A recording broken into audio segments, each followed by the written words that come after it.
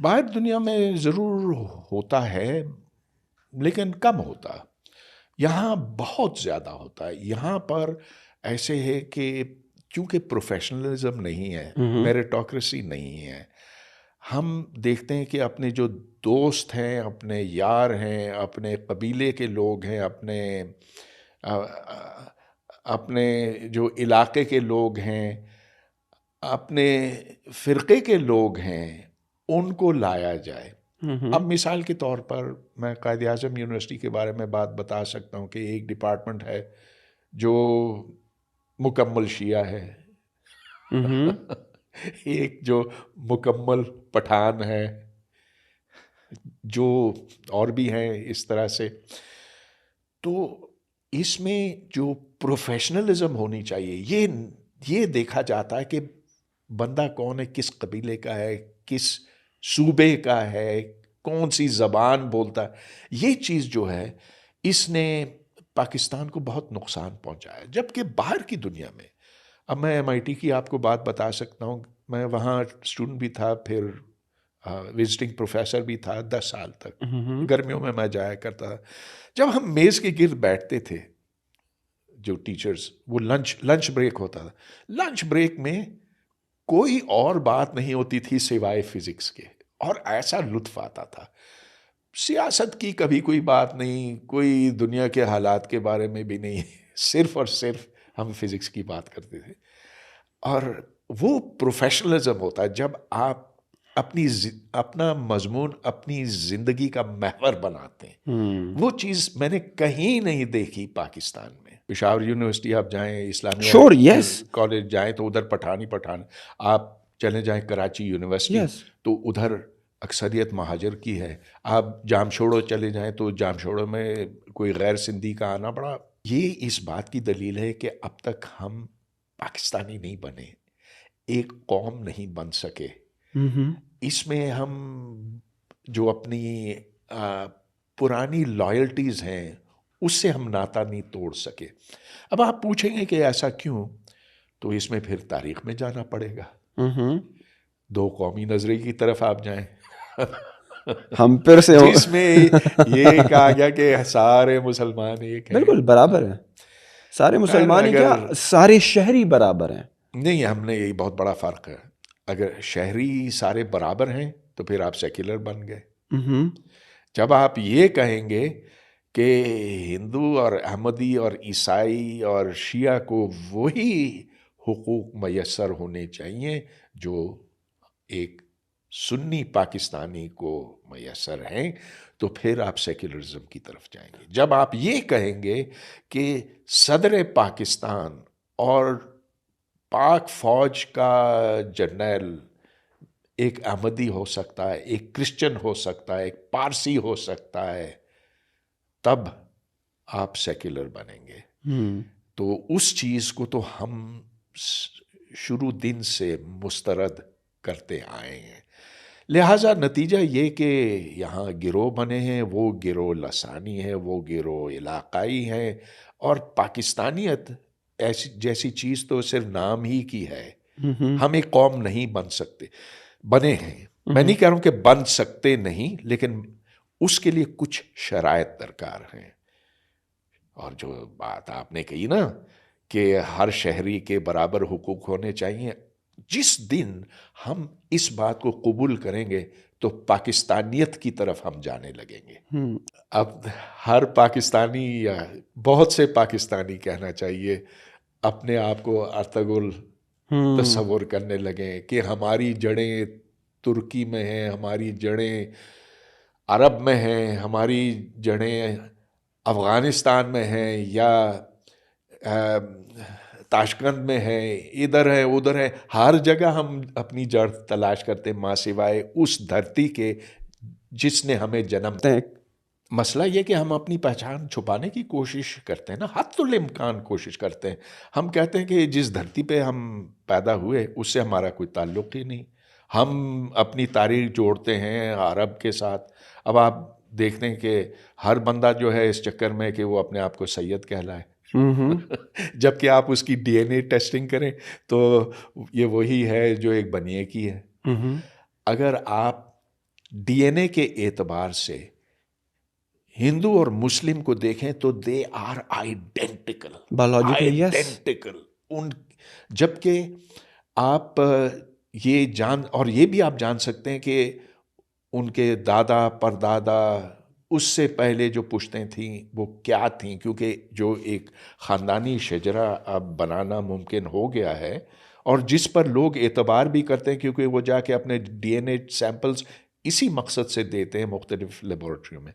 तो मसला ये है कि हम अपनी माजी को कबूल करने के लिए राज़ी हैं ही नहीं, इसीलिए हम इस तज़ब्ज़ुब का शिकार हैं कि हम हैं कौन, हम कहाँ से आए, हमारे आबाओ अजदाद कौन थे।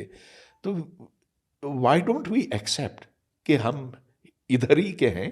हाँ, बेशतर लोग यहाँ इस्लाम के आने से पहले, इस्लाम के आने के बहुत बाद तक हिंदू थे और फिर उन्होंने अपना मज़हब बदल लिया, इस्लाम कबूल कर लिया। तो मसला फिर ये बनता है ना, फिर वो दो कौमी नज़रिए को ठेस पहुंचती इस तरह से। और जो इनके ख्याल में, मेरा ख्याल है कि गलत ख्याल है, वो कहते हैं कि फिर हम में और हिंदुस्तान में फ़र्क क्या रहेगा, फिर इस तकसीम हिंद की क्या ज़रूरत। मैं कहता हूँ देखो, हो गई तकसीम, जिस सबब से भी हो गई, वो माजी में होकर रह गई। अब ये तस्लीम कर लो कि वो बलोच हैं, वो बल्तिस्तानी हैं, वो पठान हैं, वो सिंधी हैं, और हम सबकी अलग अलग शनाख्तें हो सकती हैं, लेकिन हम बहुत खुशी से, एक सलीके से एक दूसरे के साथ रह सकते हैं। और जहाँ और जिस दिन इस बात को हम कबूल करेंगे तो उस दिन पाकिस्तान पाकिस्तानियत की तरफ रवा दवा हो जाएगा। So accept it and move on. मुश्किलात हैं। एक तो ये कि हमने तहैया किया हुआ है कि कश्मीर हम लेकर रहेंगे, कि खून बहा देंगे लेकिन कश्मीर लेंगे। तो अब आप देख लीजिए कि इस घर के सामने से कश्मीर हाईवे गुजरा करती थी, जिसका नाम उन्होंने कर दिया श्रीनगर हाईवे, इस ख्याल से कि अब श्रीनगर तक रास्ते खुल गए। हर चीज़ को हमने इंडिया के साथ, कश्मीर के साथ जोड़ा हुआ है। 4 जंगें हमने लड़ी हैं, खैर एक बांग्लादेश की तो इससे मुताल्लिक नहीं थी, लेकिन 3 जंगें, तीनों जंगें हमने अपनी मर्जी से शुरू की थी। वी स्टार्टेड दोज वॉर्स सन 47 में, सन 65 में, और फिर सन 99 में कारगिल की जंग।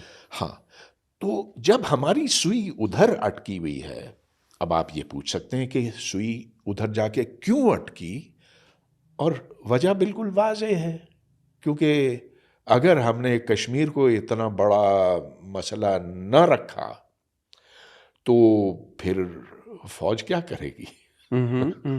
फिर हम किस बहाने 6 लाख की फौज यहाँ रख सकेंगे। हम अपने बेशतर वसाइल उनके ऊपर खर्च करते हैं, तो फिर उसका कोई जवाज़ नहीं बनता ना। लिहाजा कश्मीर को तो सरे फेरिस्त रखना है कि पाकिस्तान का इससे बड़ा कोई मसला है ही नहीं। अब जब तक हम इस सोच की गिरफ्त में रहेंगे तो बताइए आगे हम कैसे बढ़ें।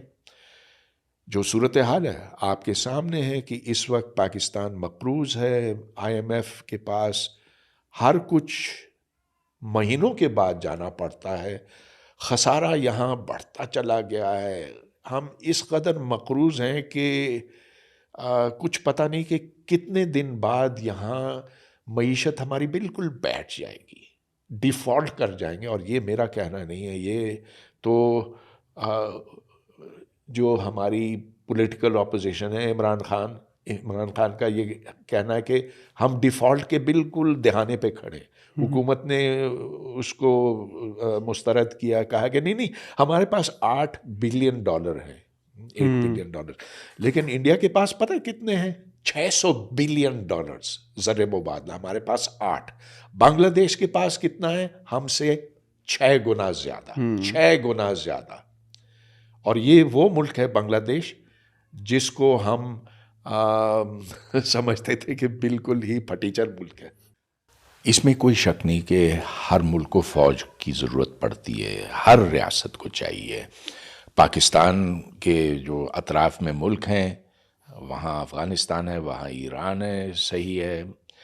जो सरहदें हैं उनके दिफा के लिए बिल्कुल फ़ौज होनी चाहिए, लेकिन पाकिस्तान में एक मामला इससे ज़रा हट के है, क्योंकि फ़ौज ने यहाँ सियासत में शुरू दिन से मुदाखलत की, 4 मार्शल लॉ यहाँ लगे हैं। और फिर फ़ौज ने, जब मार्शल लॉ नहीं भी होता, हमें पता है कि पस पर्दा उन्हीं की बात चलती है, सारे जो बड़े फ़ैसले हैं वो फ़ौज ही करती है। और लोग यहाँ मजाक में ये कहते थे, अब तो ये कोई मजाक भी नहीं करता, कि बहुत से मुल्कों की फ़ौजें होती हैं, लेकिन यहाँ एक फ़ौज के पास मुल्क है अपना, पाकिस्तान। तो क्यों पाकिस्तान इस कदर दूसरे मुल्कों से मुख्तलिफ है? यहाँ जब मार्शल लॉ लगा तो उसके बाद फिर वो कभी ख़त्म नहीं हुआ। गो कि हुकूमतें आईं, लेकिन फ़ौज हमेशा सबसे ज़्यादा ताकतवर क़ुव्वत रही है पाकिस्तान में। जबकि आप देख लें, बांग्लादेश में ऐसे नहीं है, इंडिया में शुरू दिन से नहीं है, ईरान में नहीं है, तो पाकिस्तान की क्या ख़ास बात है? और इसकी वजह, जहाँ तक मैं समझ सका हूँ, वो ये कि पाकिस्तान जब सन 47 में बना, तो वो मुस्लिम लीग में बस एक हमारे जिन्ना साहब थे, जो एक बड़े फ़ाल और मजबूत लीडर थे। उसके बाद कोई लीडर नहीं था, और उसकी वजह ये कि पाकिस्तान जिस नज़रिए से बना, वो ये था कि हिंदू मुस्लिम साथ नहीं रह सकते, और मुस्लिम जो मुसलमान थे उनमें कोई ऐसे पढ़े लिखे लोग भी नहीं थे तो बस ये ज़्यादातर लैंडलॉर्ड और ज़मींदार और चंद एक सरमायादार थे, वो भी बहुत कम, लेकिन ज़मींदारों की यहाँ हुकूमत रही। ये और यही वजह है कि यहाँ पर फ्यूडलिज्म आज तक ख़त्म नहीं हो सकी। तो जब इस किस्म के लोग, यानी कि मासिवाए जिन्ना साहब के, जब इस किस्म के लोग मुस्लिम लीग में उसके अरकान, उसकी बुनियाद थे, तो फिर जिन्ना साहब के इंतकाल के बाद फिर तो ऐसा होना ही था कि एक लीडरशिप का वैक्यूम, एक खला पैदा हो गया। उस खला को फौज ने पुर किया। फिर भी मैं कहूँगा कि जो शुरू के साल थे पाकिस्तान के, वो कदरे बेहतर थे, हम बेहतरी की जानिब चल पड़े थे, मगर फिर खराबी दर खराबी आती चली गई। करप्शन तो एक चीज़ है, लेकिन जो हमारी समत बदली गई ज़ियाउल हक के ज़माने में, और हम एक मजहबी कट्टरपन की तरफ चले, उससे हम अब तक हट नहीं सके। तो आज जिस चीज़ ने पाकिस्तान को सख्त परेशान किया हुआ है, इसको अपनी गिरफ्त में लिया हुआ है, कि यहाँ एक दीवानगी फैल गई है। और यही वजह कि आप देखते हैं कि मजहबी दहशतगर्दी परवान चढ़ी, 70,000 लोग उसकी नज़र हो गए, और हम ये मानने के लिए भी तैयार नहीं है कि ये मज़हब को ये मकाम देने से हुआ। देखिए, मज़हब एक ऐसी चीज़ है जो हर शख्स के लिए अलग हो सकता है, एक अलग चीज़ होती है। अपनी जो पहचान है उसके साथ अगर आप जोड़ेंगे, अगर हर चीज़ आप कहते हैं कि वैसे ही होनी चाहिए जैसा कि 1400 साल पहले थी, तो फिर आप बहुत फंस जाएंगे, और हम फंस गए इस वक्त। बहुत वाज़े तौर पर यहाँ एक तज़ाद सामने आया है। जो साइंस दुश्मनी हमारी निसाबी कुतुब के अंदर भरी हुई है, जो Punjab text book board, Sindh text book board से छपती हैं, वो इतनी वाज़े है कि मैं तो ये सोचता हूँ कि साइंस को अगर हम ना भी पढ़ाएं अपने स्कूलों में, तो रत्ती बराबर फ़र्क नहीं पड़ेगा। अब जैसा कि नज़रिया इर्तक़ा है डार्विन का, वो तो पूरी बुनियाद है बायोलॉजी का, लेकिन उसको तो ये पढ़ाने नहीं देते। हाँ, किताबों में शामिल किया है, लेकिन कहते हैं कि ये पढ़ाओ मत।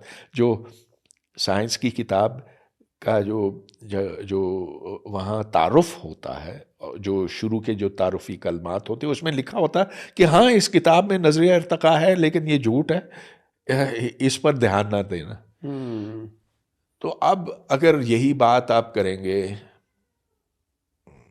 दूसरे मज़ामीन के बारे में भी कि बस मान लो जो हम कहते हैं, दलील की ज़रूरत नहीं, बस आपको सिर्फ याद करना है, जो इम्तिहान में सवालात हैं वो आपकी सिर्फ हाफजे को ही टेस्ट करेंगे, तो फिर ऐसा ही होता रहेगा। इस मसले का कोई हल नहीं, इस जो सवाल आपने किया ना उसका कोई एक जवाब नहीं, क्योंकि ये इस सवाल ने बहुत परेशान किया है लोगों को और सदियों से परेशान किया है। अब आप ये देख लीजिए कि 9वीं और 13वीं सदी के बीच में मुसलमानों ने बहुत बड़े बड़े काम करके दिखाए थे, और इसीलिए हम बहुत फ़ख्र करते हैं कि इब्ने हैशम, इब्ने सीना, अल-ख्वारिज़मी वग़ैरह वग़ैरह, उमर ख़याम, ऐसे नाम जहन में आते हैं और हम कहते हैं भाई बहुत ही कितना अच्छा काम किया हमने। और मुझे भी बहुत खुशी होती है जब मैं ऑप्टिक्स पढ़ाता हूँ तो मैं हमेशा इब्नुल हैशम का नाम बताता हूँ उनको। लेकिन ये हमें याद रखना चाहिए कि वो बातें शुरू में नहीं थीं। जिस वक्त इस्लाम नाजिल हुआ उसके 150 साल के बाद साइंस इस्लाम में दाखिल हुआ। हाँ, तो ये एक बड़ी दिलचस्प बात है कि मार्शल लॉ तो मुख्तलिफ मुल्कों में लग चुके हैं। बांग्लादेश में लगा था, हम देखते हैं कि और भी मुल्क हैं जैसा कि बर्मा है, खैर बर्मा में अब भी लगा हुआ है। लेकिन जिस तरह से फ़ौज ने, पाकिस्तान की फ़ौज ने इस मुल्क को गर्दन से पकड़ा हुआ है ना, ये आपको और कहीं नहीं नज़र आता। अब आप देखें कि यहाँ पर जो एयरलाइंस हैं, बैंक हैं, सीमेंट के कारखाने हैं, सड़क बनाने के लिए ऑर्गेनाइजेशंस हैं, वो सब फ़ौज की हैं। जगह जगह डीएचए हैं और वो डीएचए बढ़ते चले गए और डीएचए का जो सरबराह है वो एक कोर कमांडर है। तो अब ये चीज़ पाकिस्तान में कैसे हुई, इसकी एक तारीख है। जब पाकिस्तान बना तो मुस्लिम लीग में जिन्ना साहब थे और बहुत वो एक ज़ोरदार शख्सियत थी। उन्होंने सबको इकट्ठे किया हुआ था, उनकी एक सोच भी थी। लेकिन जो बाकी थे वो सारे ज़मींदार थे, फ्यूडल्स थे। चंद एक उनमें से सरमायादार थे, लेकिन बहुत कम। सरमायादारों में कुछ ज़्यादा पढ़ने लिखने का रिवाज होता है, मगर फ्यूडल जो है वो ज़मीन के साथ अटका हुआ है। लिहाजा आज भी पाकिस्तान में फ्यूडलिज़म कायम है। इंडिया में ख़त्म हो गया, पाकिस्तान में कायम रहा। तो जब जिन्ना साहब की वफ़ात हुई तो उसके बाद यहाँ एक लीडरशिप का फक़दान हुआ। इस मुल्क की सरबराही कौन करेगा? 6 हुकूमतें बनी कोई 4 साल के अरसे में, और फिर मुस्लिम लीग ही ख़त्म हो गई, वो जिसकी सरबराही में पाकिस्तान बना था। तो एक ऐसा खला पैदा हुआ, और वो इसलिए कि सोच ही बैंकरप्ट थी ना इन लोगों की। नतीजा ये कि उस खला को फ़ौज ने पुर किया। अयूब खान ने मार्शल लॉ सन 58 में नाफिज किया, 58 में, और फिर 68 में ख़त्म हुआ। उस दौरान इतनी ख़राबियाँ पैदा कर दी फ़ौज ने कि हमसे मशरक़ी पाकिस्तान अलहदा हो गया सन 71 में, क्योंकि अयूब खान के बाद याया खान आया, फिर उसके बाद 2 और मार्शल लॉ लगे।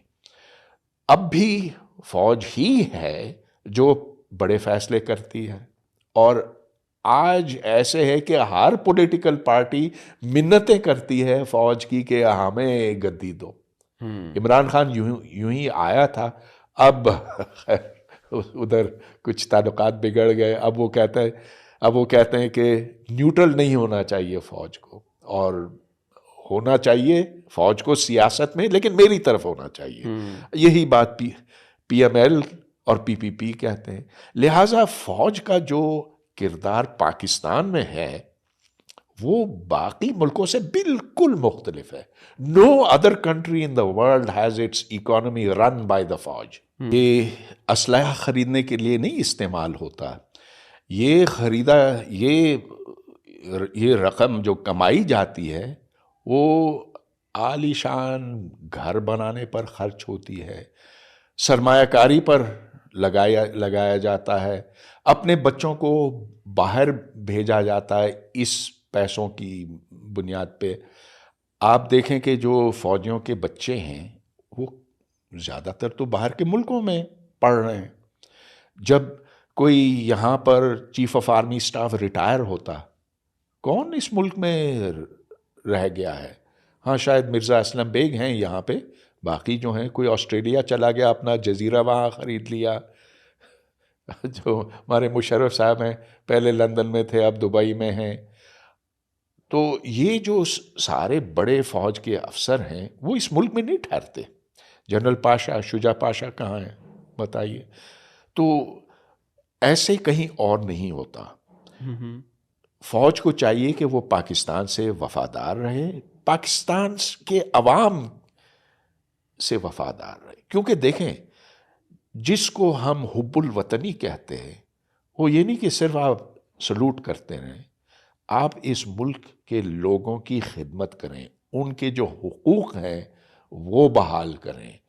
यहाँ पर जो ज़मीनें अब भी ज़मींदारों के हाथों में हैं, यहाँ ज़रई इस्लाहात कभी नहीं हुए, वो इस्लाहात अब आप करें। फ्यूडलिज्म जो बाकी दुनिया में हर तरफ ख़त्म हो गया, पाकिस्तान में कायम व दायम है। तो ये वो चीज़ें हैं जो फ़र्क करती हैं। आप देखें कि इंडिया में कभी मार्शल लॉ नहीं लगा। क्यों नहीं लगा? इसलिए कि वहाँ जो पॉलिटिकल फोर्सेस थी, नेहरू की और कांग्रेस की, उन्होंने कभी फ़ौज के ऊपर आने नहीं दिया। कभी उन्होंने फ़ौज को इजाज़त नहीं दी कि वो यहाँ प्लाट खरीदे। ज़मीन के कारोबार से शुरू दिन से उनको रोका गया। पाकिस्तान में ऐसे कभी नहीं हुआ। यहाँ ये कि आप लेते जाएं और अब देखें सिंध में जो ज़मीनें हैं वो फ़ौजियों के हाथों में हैं, जो बॉर्डर के आसपास ज़मीनें हैं वो फ़ौजियों के हाथों में। शहरों के अंदर आप देखें कि वो ऐसे रेस्टोरेंट्स बना रहे हैं, ऐसी तफरी गाहें बना रहे हैं, जैसा कि मोनाल रेस्टोरेंट है अभी हाल में, उसका किस्सा इस्लामाबाद हाई कोर्ट में आया था। इस्लामाबाद हाई कोर्ट ने मना कर दिया, लेकिन फिर भी वो बनता गया। जो नेवी क्लब है रावल लेक के ऊपर, भाई क्लब की आपको क्या ज़रूरत है? ये तो साफ पीने का पानी है जो पिंडी के इस्तेमाल में होना चाहिए, आप उसके ऊपर क्लब बना रहे हैं। तो बहुत सी बातें ये, और दुनिया में ऐसे नहीं होता। लेकिन अब मुझे ये themselves बहुत इसका आसान जवाब है, दुबई की आबादी कितनी है? जो उधर बिल्कुल के लोगों की करोड़ से कम है, वो करोड़ से बहुत अपने कम जो है। उनके मकामी हैं। उधर उन्होंने गोरों को बुलाया हुआ, वो काम सारे गोरों ने किया। या हम लोगों ने, हम जो पाकिस्तान से वहाँ पर गए या इंडियंस गए और बांग्लादेश से गए, फिलीपीन से गए, उन्होंने दुबई बनाया। लेकिन दुबई जो है एक बहुत ही छोटी चीज़ है। ये 230 मिलियन का मुल्क है और जो बढ़ते बढ़ते 20-50 तक इससे डबल हो जाएगा, यानी कि 30 साल बाद ये डबल हो जाएगा। इसको दुबई नहीं बनाया जा सकता। इसको रहने के लायक ज़रूर बनाया जा सकता है, लेकिन दुबई नहीं बनाया जा सकता। ये एक बहुत बड़ी मजबूरी बन गई है हमारे लिए, क्योंकि ये अनपढ़ लोग हैं ज़्यादातर। सिर्फ चंद मैं कहूँगा कि 5-10% हैं जो पढ़े लिखे हैं। ख्वानदगी की जो हमने शरह बताई है वो 60% है, लेकिन असल में वो नहीं है। वो जो किताब पढ़ सकते हैं, अखबार पढ़ सकते हैं, उससे कहीं ज़्यादा कम है। हम ये देख रहे हैं कि आबादी फैलती चली जा रही है, जगह यहाँ पर महदूद है, पानी और दीगर वसाइल महदूद हैं। ये हमारे लिए असासा नहीं है, ये हमारे लिए एक बहुत बड़ी मुसीबत है।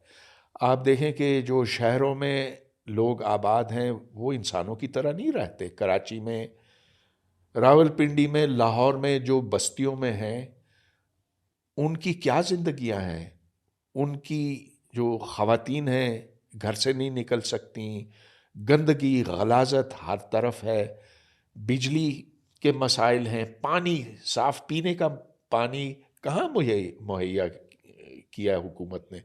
तो जैसे जैसे आबादी बढ़ेगी वैसे वैसे ये मसाइल भी और बढ़ेंगे। तो जब तक आपकी आबादी उस नहज पे ना पहुंचे जो यूरोप और जापान की है, जहां हर शख्स इतना पढ़ा लिखा होता है कि वो एक नई राह निकाल लेता है, वो मईशत को आगे बढ़ाता है, तब वहाँ पर ये एक कीमती असासा बनता है। हमारे लिए इसका बिल्कुल उलट है।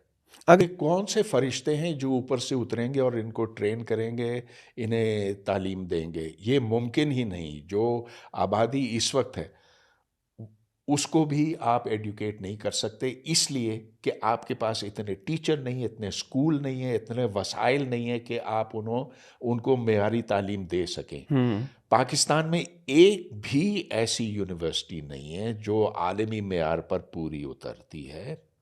यहाँ के जो लोग हैं, जैसा कि आपने कहा, 90% वो हैं जो सिर्फ सादा किस्म की मजदूरी करने के लायक हैं। जब ये बाहर जाते हैं तो ये देखते हैं कि इनको सिर्फ वो काम मिलते हैं, ड्राइवरी का मिलता है, खानसामे का मिलता है, सड़क खोदने का मिलता है। जबकि इंडियंस हैं वो मैनेजर होते हैं, डॉक्टर होते हैं, साइंटिस्ट होते हैं, प्रोफेसर होते हैं। पाकिस्तानी भी हैं, लेकिन वो आटे में नमक के बराबर हैं।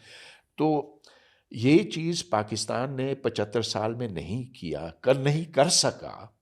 मेयारी तालीम हम दे नहीं सके, उन्हें वो स्किल्स नहीं दे सके जो दरकार है इस दौरे हाजिर के लिए।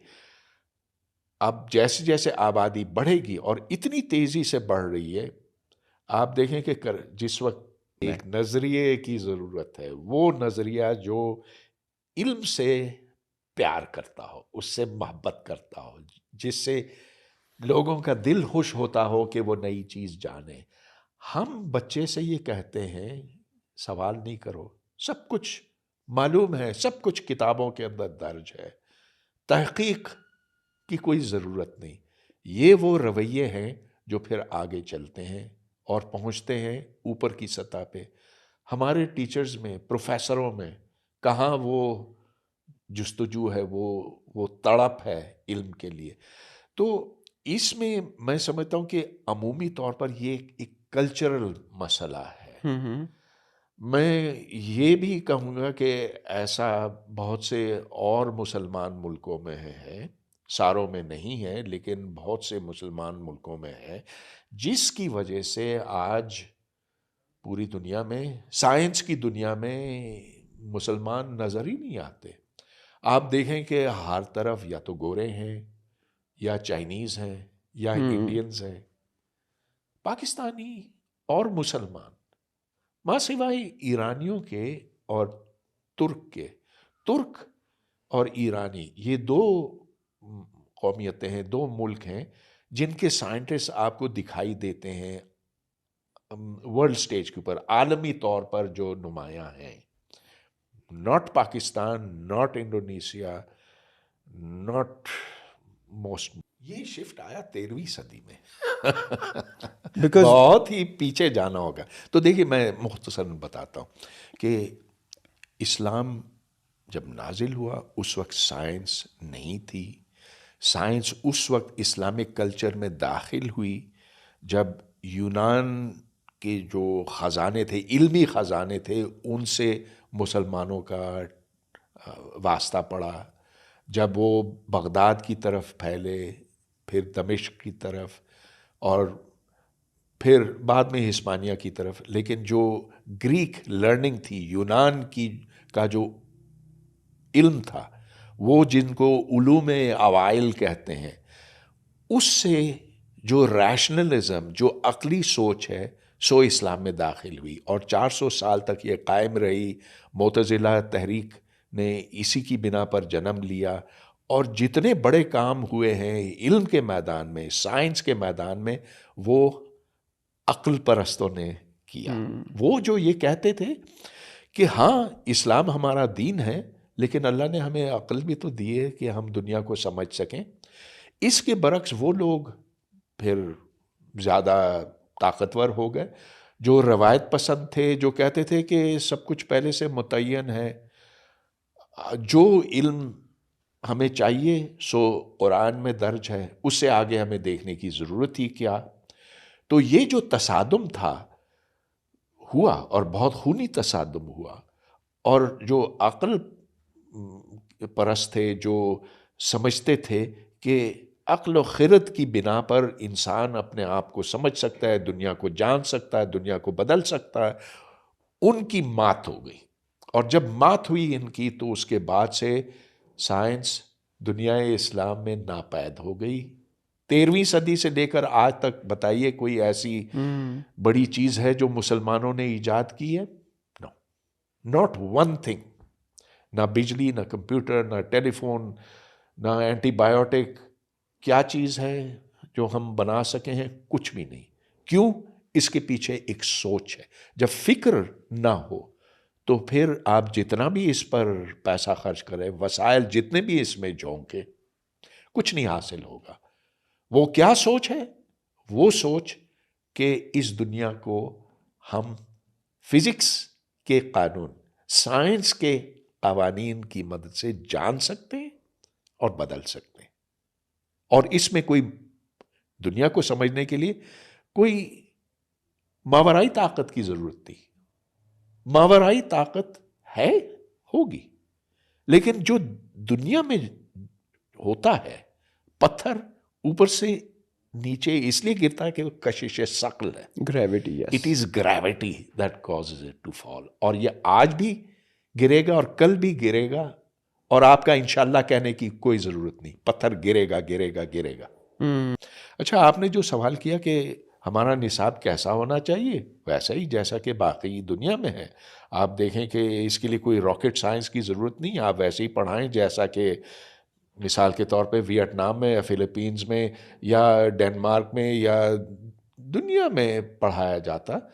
This is not rocket science. बच्चों को तालीम पूरी दुनिया में वो दी जाती है कि वो दौरे हासिल में दाखिल हो सकें और इसमें वो अपने दिमाग के कमालात दिखा सकें। उनकी जो सोच है, जो जो जो दिमाग की खिड़कियां हैं वो खोली जाए, उनमें वो सलाहियत पैदा की जाए कि वो नए काम कर सकें, कि वो तज्जिया कर सकें, कि वो अपने दिमाग से सोच सकें। इधर तालीम वो है जो दिमाग को माऊफ करती है, सुला देती है, बर्बाद कर देती है, शादुले के चूहे पैदा करती है। तो आप यही देखें कि पाकिस्तान का जो मेयार तालीम है वो सिर्फ इस खित्ते के हिसाब से सबसे कम नहीं है, पूरी दुनिया में, मां सिवाय शायद सोमालिया और रवांडा का होगा, इतना गिरा हुआ मेयार तालीम कहीं नहीं। मैं 20 खराबियां आपको गिनवा सकता हूं लेकिन उसका वक्त नहीं है।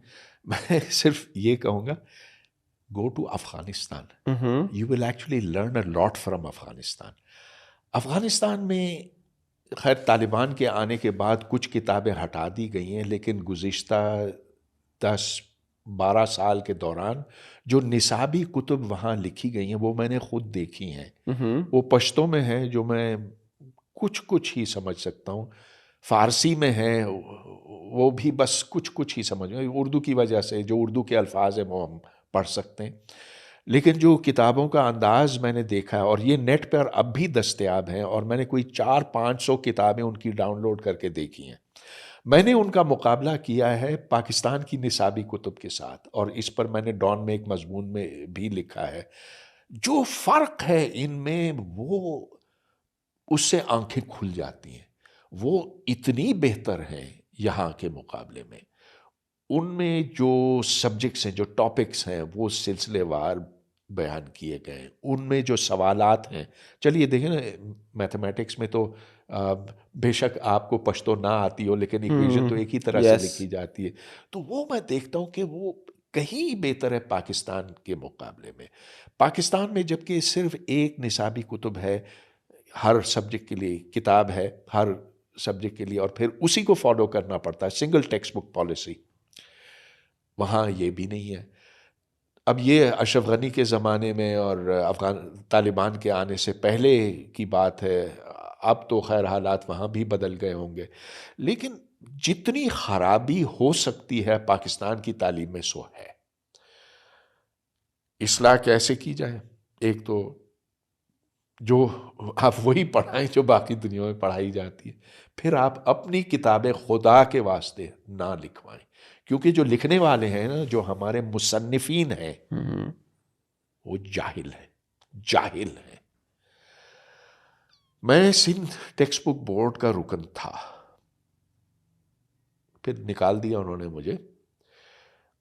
उन्होंने मुझसे कहा कि आप किताबों को रिव्यू करें, और जो मैं रिव्यू करता चला गया तो मेरे आंसू टपकते गए कि खुदारा आप सिंध के बच्चों को ये बकवास पढ़ा रहे हैं, साइंस के नाम पे, तारीख के नाम पे, इंग्लिश के नाम पे। जो लिखने वाले हैं वो इस काबिल ही नहीं कि वो टेक्स्ट बुक लिख सके, तो फिर क्या मुतबादल है इसका? बहुत आसान। बहुत सी अच्छी किताबें हांगकांग में छपती हैं, सिंगापुर में छपती हैं, दूसरे मल्टी कल्चरल मुल्कों में छपती हैं। उनको आप हू बहू यहाँ पर लगा सकते हैं, या चलिए थोड़ा सा तरमीम कर लें, जहाँ कोई चाइनीज़ शक्ल है या गोरी शक्ल है, उधर पाकिस्तानी शक्ल है, वो डाल दें, वो कर दें। लेकिन अलावा उसके खुदा के वास्ते और इसमें कोई इख्तरा ना पैदा करें, क्योंकि आप ज़रा सी तब्दीली करने की भी काबिल नहीं है। छोड़ दीजिए इस बात को कि पूरी की पूरी किताब लिखी जाए। So it is the bad quality of our authors, of our examiners, जो मुम्तहन हैं हमारे इम्तहानात के। खुदारा जो जिस किस्म के इम्तहान के पर्चे बनते हैं, ये कोई इम्तहान है या ये रट्टू तोतों के लिए कोई कोई आजमाइश है? और कुछ नहीं है। इस तालीम का सिफर बराबर का फ़ायदा है। हाँ, सर्टिफिकेट मिल जाता है, लेकिन उससे आगे और कुछ नहीं। ये बात बिल्कुल वाज़े हो जाती है जब आप देखते हैं कि इस्लाम को किस तरह से इन लीडरान ने इस्तेमाल किया है। वो जानते हैं कि माल तभी बिकता है जब आप उसको किसी इस्लामी गिलाफ में लपेटते हैं और फिर बेचते हैं। तो अब अभी हाल की मिसाल है, हमारे जो वज़ीर ख़ज़ाना है इसहाक डार, उन्होंने कहा कि हुकूमत अब ये चाहेगी कि यहाँ पर बिना सूद की बैंकारी हो, और जो इस्लामी नज़रियाती कौंसिल ने फ़ैसला किया है, हुकूमत ने अब ये तहैया कर लिया कि हम उसे चैलेंज नहीं करेंगे। बैंकों ने चैलेंज किया था, हुकूमत ने भी किया था, वो चैलेंज वापस ले लिया गया। अब इसहाक डार वो बंदा है जिसके ऊपर दर्जनों करप्शन के केसेस हैं। अब अपना माल चमकाने के लिए, अपनी मकबूलियत बढ़ाने के लिए उन्होंने ये किया। मैं तो ये मानने के लिए तैयार नहीं हूँ कि वो इतने पारसा हैं, इतने मुत्तकी मुसलमान हैं कि वो अब कह रहे हैं कि सूद भी ख़त्म कर लो। सूद आप ख़त्म करेंगे तो बैंक भी ख़त्म हो जाएंगे। अच्छा, तो फिर और क्या करना है? फिर आप तस्वीर कशी भी बंद कर दें, टेलीविज़न भी बंद कर दें, इंटरनेट भी बंद कर दें, जैसा कि तालिबान ने किया था 20 साल पहले। ये सारी चीज़ें की जाती हैं क्योंकि मज़हब एक ज़रिया है लोगों को मुश्तइल करने का, और लोगों के वोट हासिल करने का, और कुछ नहीं है। It is political currency. हकीकत तो ये है कि वो लोग, अब ज़ाहिर है कि मुख्तलिफ़ शोबाजात में मुख्तलिफ़ जवाबात दिए जा सकते हैं, लेकिन मैं दावे से कह सकता हूँ कि जो फ़िज़िक्स, मैथमेटिक्स, केमिस्ट्री पढ़ता है वो कुछ भी नहीं सीखता, कुछ भी नहीं सीखता। हाँ, जो बहुत ज़हीन है, जो अपने तौर पर पढ़ लेता है और जो अपने आप को आलमी मेयार पर पहुँचाने की कोशिश करता है, वो इससे इन 4 सालों में कुछ ना कुछ सीख लेता है, लेकिन वो ज़्यादातर अपनी कोशिशों से। जो टीचर्स आपको मिलेंगे इन शोबाजात में, और इंजीनियरिंग में भी यही बात सही है, उधर आपको क्या सीखने को मिलेगा ऐसे असातिज़ा से जो ख़ुद इस निज़ाम से गुज़रे हैं और जिनको अपने सब्जेक्ट से, अपने मज़मून से कोई दिलचस्पी ही नहीं।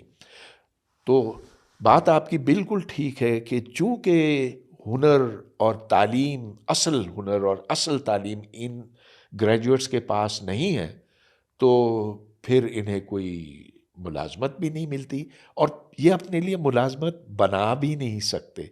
देखिए, असल तालीम वो है जिससे बंदे का दिमाग जो है वो हरकत करने लगे और वो नए रास्ते ढूंढने लगे।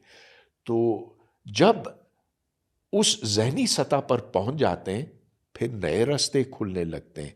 ऐसा हमारे यहाँ नहीं होता। हमारे जो बेशतर ग्रेजुएट्स हैं वो चाहते हैं कि उनको कोई सरकारी नौकरी मिल जाए, पक्की नौकरी जिसे कहते हैं। तो पक्की नौकरी हुकूमत की होती है और वो ताहयात आप उसी में गुजारते रहते हैं। अब हुकूमत कितनों को मुलाजमत देगी, अब तो जगह ही नहीं रही। और अब चूंकि इनके पास स्किल्स नहीं है तो ये आलमी तौर पर एम्प्लॉयबल नहीं है। जो हैं वो बाहर चले जाते हैं, लेकिन जो अक्सर व बेशतर ग्रेजुएट्स हैं वो यहाँ रह जाते हैं और वो फ्रस्ट्रेट होते हैं। उनके साथ भी बड़ा जुल्म हुआ है। कुछ ने तो उनके माँ बाप ने पेट काट के उनको पढ़ाया लिखाया, लेकिन ऐसी नाकिस तालीम मिली उनको कि क्या हासिल उसके। करीम Very चलाने पर unfortunate. लग जाते हैं। कुछ पिज़्ज़ा हट में हैं, कुछ इधर हैं उधर हैं। ऐसी तालीम उनको किसी और काम के लिए तैयार ही नहीं करती, लिहाजा उनके अंदर बड़ी फ्रस्ट्रेशन पैदा होती है कि आखिर हम डिग्री याफ्ता हैं लेकिन हमें कोई कोई मुलाजमत ही नहीं मिल सकी। दोनों तरफ की बात है। एक तरफ तो वो मुलाजमतें हैं ही नहीं, दूसरी तरफ उनके पास वो स्किल्स भी नहीं है कि वो मुलाजमतों के लायक हो सकें। अब बाहर की दुनिया में आप देखते हैं कि वो लोग जो सबसे ज़्यादा काबिल होते हैं, जो सबसे अच्छे जहनों के मालिक होते हैं, वो इन मुश्किल फील्ड्स में जाते हैं, मैथमेटिक्स, Yes. फिज़िक्स वगैरह, कंप्यूटर साइंस। इधर उसके बरक्स है। इधर ये कि हर शख्स की कोशिश है कि वो डॉक्टर बने या फिर इंजीनियर बने। अब डॉक्टरों का मयार आप ये देख लें कि सऊदी अरब ने तो पाकिस्तान की डिग्रियां मानने से इनकार कर दिया। अब अमेरिका ने बिल्कुल खुलकर कह दिया कि वो जिनकी डिग्रियां पाकिस्तान के किसी भी मेडिकल कॉलेज से है उसे हम नहीं तस्लीम करते। तो अब ये बहुत बड़ा झटका लगा है, लेकिन हमारा सिस्टम ऐसा है कि इस झटके के बावजूद हम इसे चैलेंज नहीं कर सके। और अब भी तो अब बहुत से डॉक्टर्स का मुस्तकबिल तारीक हो गया। कोई इतना बड़ा नुकसान नहीं होगा मेरे ख्याल में। ये महज डिग्रियां बांट रहे हैं और इससे मेरा नहीं ख्याल है मुल्क को कोई फ़ायदा पहुंचा। हाँ, बात आपकी ठीक है, बहुत से डिपार्टमेंट्स हैं जिन्हें बंद कर देना चाहिए क्योंकि उनमें इतनी सकत नहीं है, इतनी उनमें टीचर्स नहीं है। सबसे बड़ी बात ये टीचर्स नहीं है।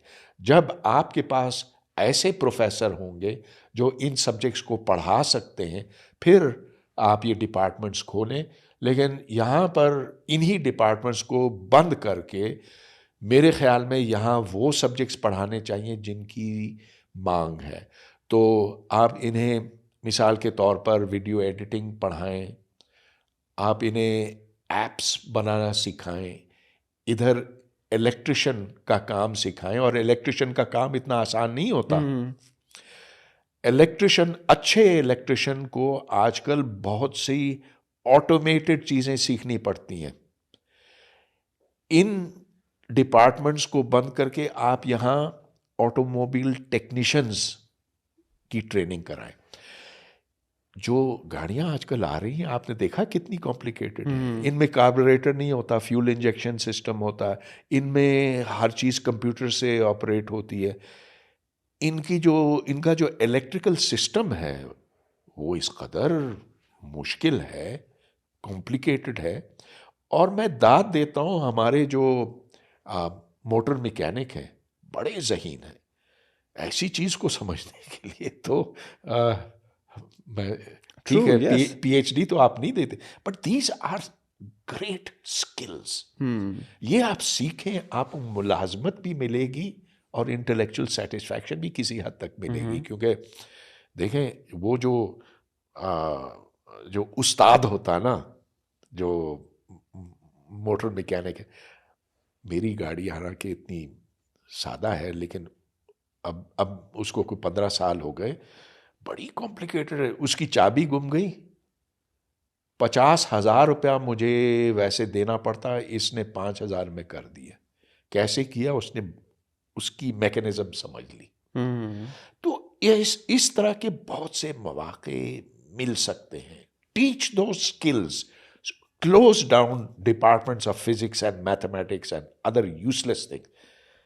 अब मैं यूजलेस कह रहा हूँ, हालांकि मैं खुद PhD हूँ फिजिक्स में, और मैथमेटिक्स मेरा अंडर ग्रेजुएट थीसिस डिग्री था। मैं क्यों कह रहा हूँ, मैं ये इसलिए कह रहा हूँ कि अगर आप इन मज़ामीन को ठीक नहीं पढ़ा सकते तो फिर ना पढ़ाएं, ना पढ़ाएं। मैं बिल्कुल इत्तफाक करता हूँ इस पे। देखें, एक जो 21वीं सदी का मुआशरा है, उसमें हर किस्म के लोगों को चाहिए। तो बिल्कुल चोटी के ऊपर फिजिसिस्ट और मैथमेटिशियन हैं, और अब जो बायोमेडिसिन में होंगे, जो जेनेटिक्स में होंगे, मोलेकुलर बायोलॉजी में होंगे, क्योंकि अब जो आने वाली सदी है ये बायोलॉजी की है, ये जेनेटिक्स की है। इन सब लोगों की हमें ज़रूरत है, लेकिन जो बेस है, उस पर जो बुनियाद है, वो ऐसे हुनर याफ्ता लोगों पर मबनी है। यहाँ हमें plumber, technician, computer mechanic, automobile mechanic, इन तमाम लोगों की सबसे ज़्यादा ज़रूरत है, और मुलाजमतें इनके लिए बेतहाशा हैं। अगर ये बाहर भी जाएं तो हम इनको जॉब्स मिल जाती हैं।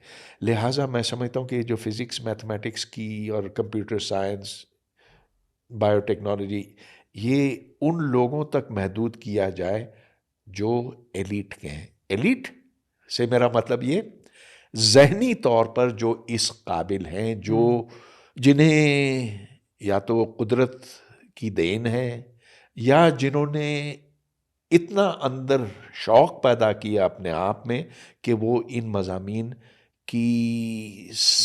का इदराक रखते हैं।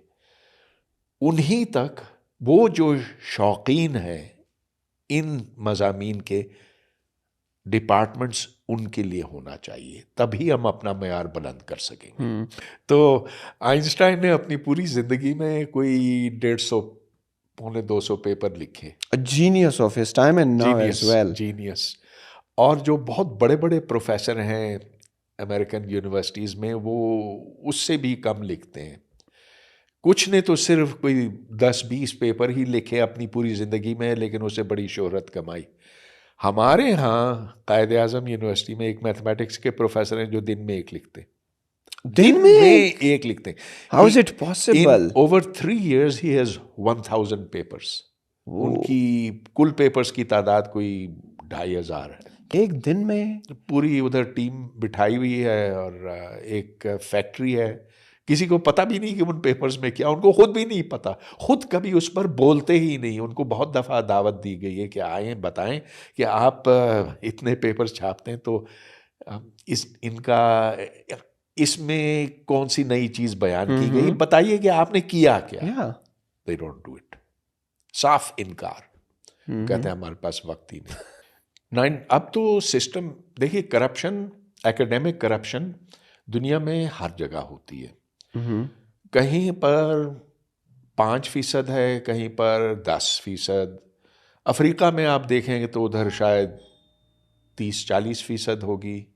हमारे यहाँ कोई 90% से कम नहीं है। वो भी मैं कम बता रहा हूँ, क्योंकि जो असल अपने सब्जेक्ट को जानते हैं और जो आप वो पेपर्स लिखते हैं जो काम के हैं, वो शायद 3-4-5% से ज़्यादा ना हो। खैर, कुछ फील्ड्स ऐसे हैं जैसा कि एग्रीकल्चर है जो कतरे बेहतर है, लेकिन दूसरे फील्ड्स बिल्कुल ठप हो गए। Academic corruption is now all pervasive.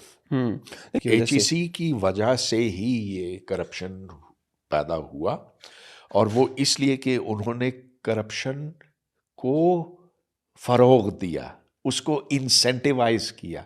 आप जितने पेपर छापेंगे उसके हिसाब से आपको नकद दिया जाएगा। एक ज़माना था जब एक पेपर के आपको 50,000 रुपया मिलते थे। फिर उसको कम किया क्योंकि इतने पेपर निकलने लगे। लेकिन आज भी हर यूनिवर्सिटी HEC के तहत है, और HEC ये देखता है कि आपने कितने पेपर छापे।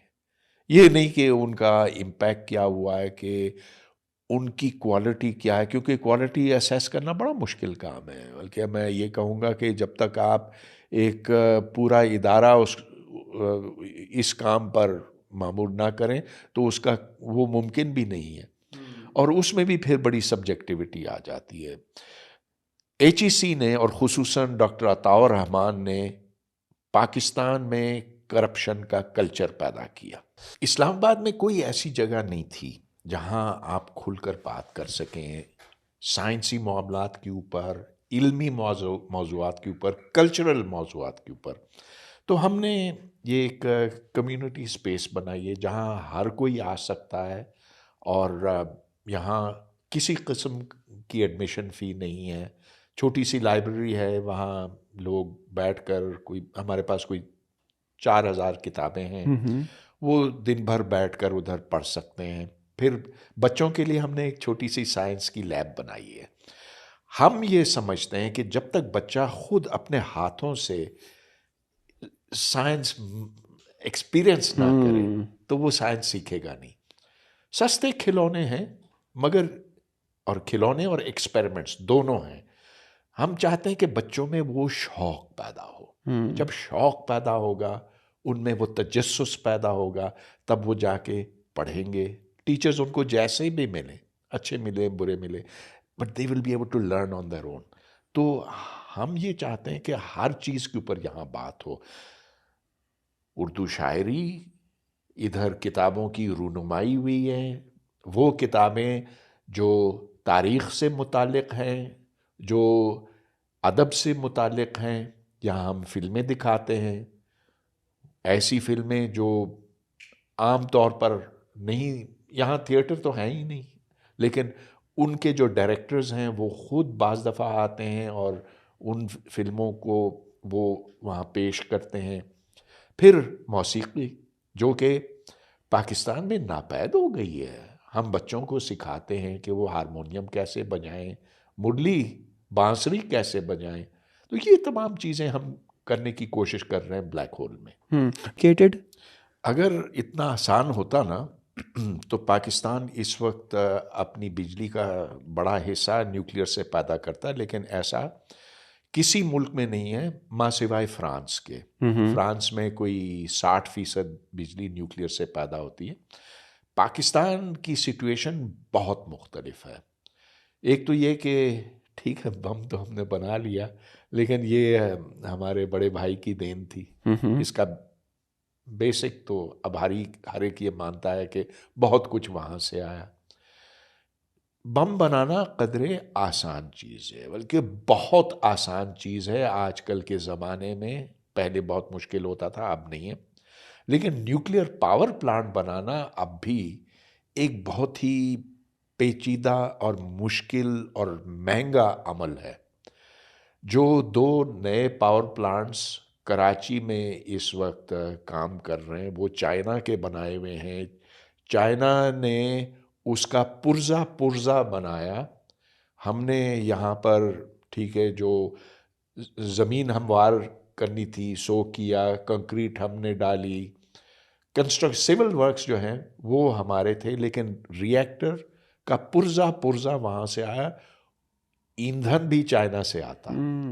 और जब वो फुजला खर्च उस से निकल जाता, वो फिर वापस चाइना जाता।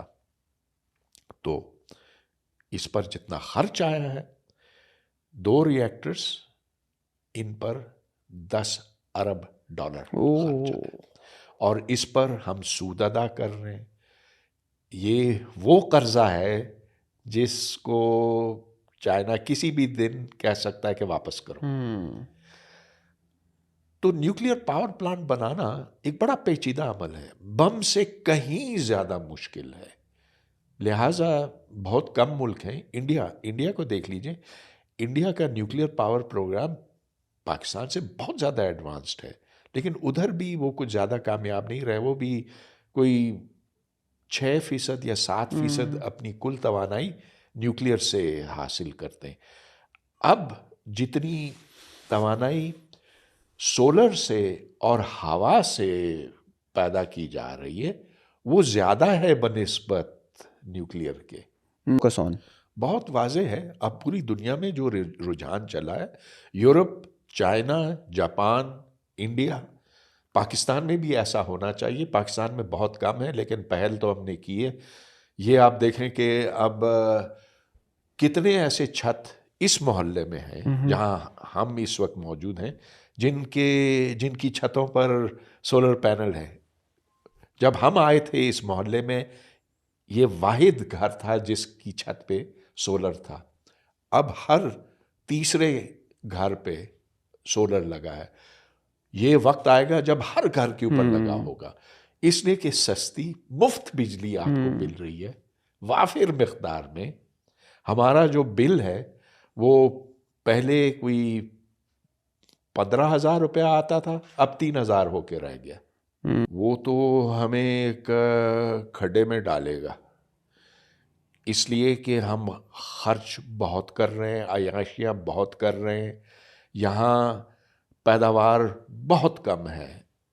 सनती लिहाज से हम एक ही चीज़ बनाते हैं, कपड़ा और गारमेंट्स बनाते हैं।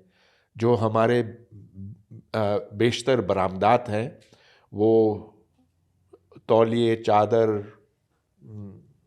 कमीज़ें, पतलूनें, ये चीज़ें हैं।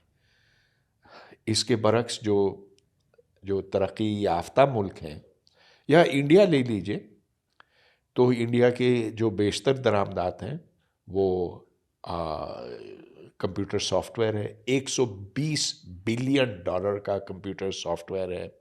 अद्वियात हैं, फार्मास्यूटिकल्स, कंप्यूटर के दूसरे पुर्जाजात हैं, हेवी मशीनरी है वगैरह।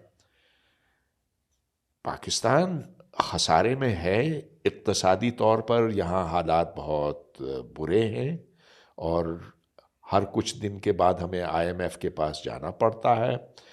अगर हम इस डगर पर चलते रहे तो तबाही के सिवा और कोई चारा नहीं। यहाँ जो गवर्नेंस की सूरत हाल है, हम ना तालीम मुहैया कर सके ना सेहत, ये सब कुछ बदला तो जा सकता है। बदलने के लिए क्या कुछ दरकार है?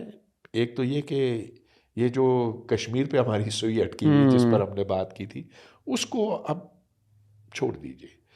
कश्मीर के अवाम के ऊपर ज्यादती हुई है, बहुत ज्यादती हुई है, लेकिन हमने 3 जंगें लड़ी हैं उसकी खातिर जिसका हासिल कुछ नहीं हुआ। तो अब इसको मामले को ठंडा कर लें, तिजारत बहाल कर लें इंडिया के साथ, ईरान के साथ, ईरान जो हमारा पड़ोसी है, अफ़गानिस्तान के साथ। लेकिन अफ़गानिस्तान का तालिबान हमें नहीं चाहिए। वो तालिबान यहाँ आएगा तो हमारी गर्दन दबोच देगा।